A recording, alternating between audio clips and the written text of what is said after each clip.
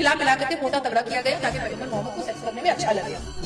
पैगंबर मोहम्मद सल्लल्लाहु अलैहि वसल्लम ने 6 साल की बीबी आयशा से शादी किया, 9 साल में उसके साथ इंटरकोर्स कर लिया। लोग इन्हें नाजिया इलाही के नाम से जानते हैं। पढ़ाई को और नाजायज वेश्याई। अब इस वर्ड का यूज मैं क्यों कर रहा हूँ, अगर आप इसकी हिस्ट्री चेक करेंगे तो ये वर्ड मुझे आपको समझाने की जरूरत नहीं है। आप खुद ही समझ जाएंगे कि ये वर्ड मैंने क्यों यूज किया है। जिस तरीके से इसने हुजूर की शान में गुस्ताखी की है, जिस तरीके के अल्फाज इसने हुजूर की शान में बयान किए, यूज किए हैं, ये शायद ही कोई पढ़ा लिखा इंसान कर सकता है। ऐसे काम घटिया, निहायत ही घटिया और बदतरीन लोग ही कर सकते हैं। इस तरीके के लोग जो अपने मुंह से सिर्फ गलीजगी उगलते हैं, सिर्फ अपने मुंह से गलीजगी उगलना जानते हैं, उन्हें किताबों का कोई इल्म नहीं होता। ये बस 20 की कहानियों से, एक चैप्टर के 20 से वर्ड्स को निकालकर और नफरत और हिंसा फैलाने का काम करते हैं। If you don't know what was the culture and social climate eight that time, तो तुम्हें अपने मुंह से इस तरीके की बेहुदा और घटिया बातें निकालने की कोई जरूरत नहीं है। So this was a zeitgeist at that time. तो कल्चर ही ऐसा था। क्या हुआ, कैसा था, कैसे माहौल थे, अगर तुम नहीं जानते तो अपने मुंह से भूकना नहीं चाहिए। दूसरी चीज, इस तरीके के जो लोग होते हैं वो किताबों से बीच के वर्ड को निकाल कर नफरत और हिंसा फैलाने की कोशिश करते हैं। बिकॉज ऑफ द रीजन, अगर मैं आपको फॉर एग्जांपल अगर मैं आपको समझाऊं, तो एक इंसान ने एक इंसान से कहकर एक इंसान को रस्सी से लटका कर मार दिया।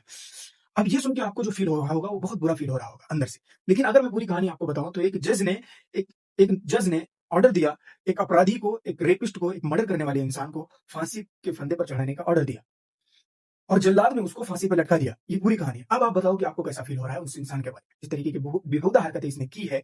उस टाइम ऐसा नहीं था कि हुजूर के जमाने में उनके दुश्मन नहीं थे। हुजूर के जमाने में भी उनके लाखों दुश्मन थे, जिनमें से सबसे बड़ा अगर ले लो तो उनका चचा अबू जहल था।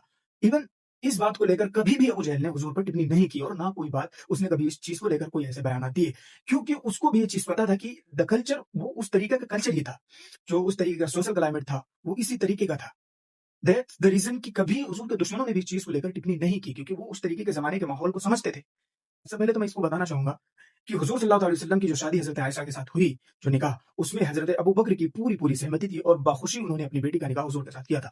ना केवल हजरत अबू बकर की मर्जी थी, बल्कि ये पूरी मर्जी बाखुशी हजरत आयशा की भी ये बहुत बड़ी खुशी थी और वो इस चीज को लेकर बहुत खुश थी कि हुजूर के साथ उनका रिश्ता हो रहा है। इस तरीके की जो बातें हैं और इस तरीके की जो शादियां हुई हैं, वो नॉट इवन इस्लामी हिस्ट्री में है, बल्कि कई सारे धर्मों के हिस्ट्री में ऐसी चीजें हैं। पुराणों में भी है, वेदों में है, सनातनियों में है। वो कल्चर के हिसाब से वो किस तरीके से, जिन लोगों ने पूरी कहानी पढ़ी है, वो उनके समझ में आता है कि हाँ ये कैसे था उस टाइम पे। अगर एक स्पेसिफिक टाइम पे ये हो रहा था तो किस लिए हो रहा था।